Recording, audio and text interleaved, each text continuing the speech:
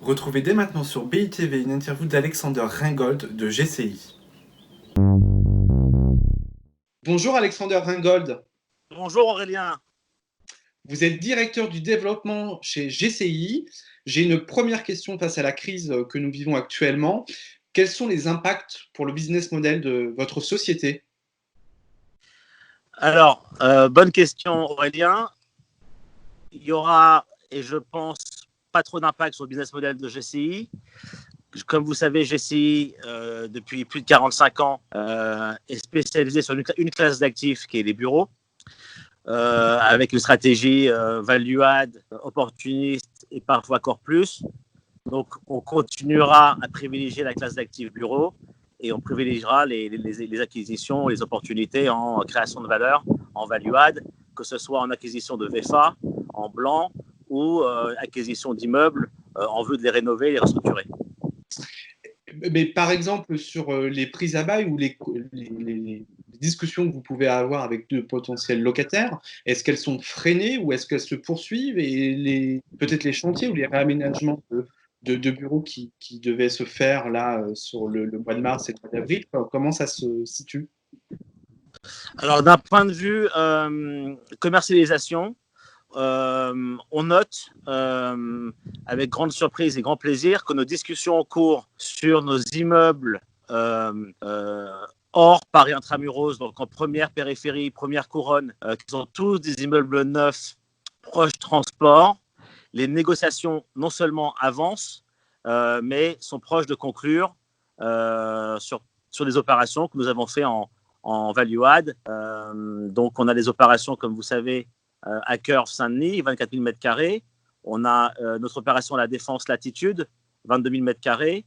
On a City Life à Nanterre, 24 000 m². Et on a également des sujets à Paris Intramuros, ou qui sont préloués, ou qui sont en démarrage de travaux. Sur votre question sur les chantiers, très clairement, depuis la mi-mars, les chantiers sont à l'arrêt. Donc, en gros, il y a au moins un mois d'arrêt. Et par contre, on a les chantiers qui reprennent progressivement, bien sûr en respectant les mesures sanitaires et les mesures barrières qui sont indispensables. Donc, on pense que ça va reprendre pas plus tard que lundi prochain, graduellement, progressivement. Donc, ça impactera très logiquement la livraison de certains chantiers, environ on peut estimer de 2 mois minimum, en espérant pas plus, mais tout sera fonction de discussions avec les constructeurs. Et tout le monde a envie d'une seule chose, c'est protéger les salariés, le site, et de faire ça en bonne intelligence avec les constructeurs. Et comment poursuivre vos investissements et vos cessions sur le marché de l'immobilier? Est-ce que ça prend plus de temps? Est-ce que les discussions sont plus longues? Est-ce que les banques sont plus longues aussi pour donner des réponses sur les financements? Alors, en termes d'arbitrage d'actifs, traditionnellement, chez GCI, une fois que l'immeuble est 100% loué, bien sûr livré, 100% loué, généralement, c'est à ce moment-là qu'on décide d'arbitrer ou pas. Parfois, on garde des opérations plus longtemps que prévu. C'est toute une question d'opportunité. On a arbitré certains actifs entre novembre dernier et le mois de mars. Par contre, on continue les discussions pour des acquisitions sur des sujets à Paris, en première périphérie. Donc, le télétravail fonctionne avec les outils technologiques. Je pense qu'on continue les discussions. Nos conseils font un travail remarquable. Conseils techniques, les avocats, les brokers, les agents, tout le monde est disponible et tout le monde travaille, on va dire, 24/24 pour essayer de closer des sujets. Donc, les négociations continuent. Concernant les banques, le message, c'est que les banques sont toujours là.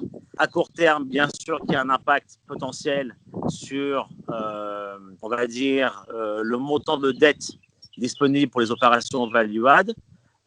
Donc, tous ces critères-là font que, bien sûr, certains bilans sont mis à jour. Et donc, en bonne foi avec les vendeurs ou les acheteurs, on continue des sujets aussi bien d'arbitrage d'actifs que d'acquisition. Nous, chez GCI, clairement, on va souhaiter continuer le développement faire des acquisitions cette année et on reste acheteur sur le marché français et parisien auquel on croit beaucoup depuis toujours. Et pour nous, les fondamentaux sont excellents.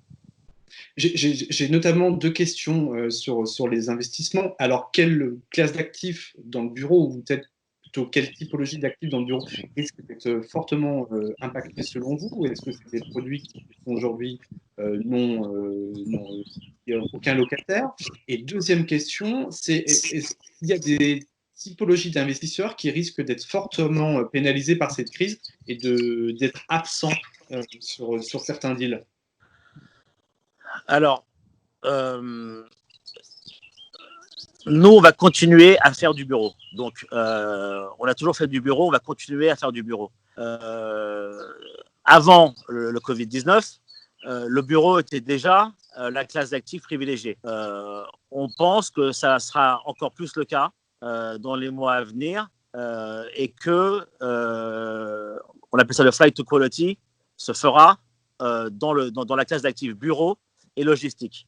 Donc, nous sommes en train de regarder des dossiers à l'acquisition en première couronne.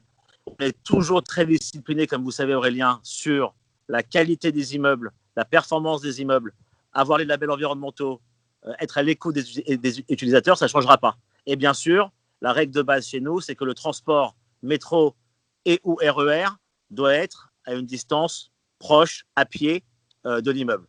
Donc, ça continuera, on continuera à réfléchir comme on réfléchissait avant. Et bien sûr, là où je pense qu'il peut y avoir, on va dire, des complications, c'est bien sûr sur des immeubles pas très bien desservis ou loués à des locataires qui ne sont pas de premier rang avec des difficultés financières. Il peut y avoir des complications et des sujets. Mais nous continuerons à étudier les acquisitions avec grand sérieux et grande discipline sur la classe d'actifs bureaux et nous sommes acheteurs du marché. Et chez vos confrères, est-ce qu'il y a certains investisseurs qui pourront être pénalisés par cette crise et donc être absents de certains deals ou de devoir se retirer? Alors, je pense que chacun a ses problématiques. Tout dépend de la période d'acquisition et de la classe d'actifs. Bien sûr, il y a des classes d'actifs qui vont souffrir plus que d'autres à court terme, mais il pourrait bien sûr avoir des opportunités. Voilà, je pense que c'est pas la fin de l'hôtellerie, c'est pas la fin des commerces. Bien sûr, j'imagine qu'ils doivent souffrir, mais voilà, je pense que il y aura des opportunités dans toutes les classes d'actifs, mais on pense quand même que la classe d'actifs bureau restera très privilégiée. Merci Alexander Ringold de nous avoir accordé un peu de votre temps sur BITV. Merci Aurélien, et j'espère à vous une bonne fin de confinement et beaucoup de bonnes choses à Business Immo, un partenaire de longue date de GCI. Merci, je vous souhaite également de bonnes choses. Merci à vous de nous avoir suivis et à très bientôt sur BITV.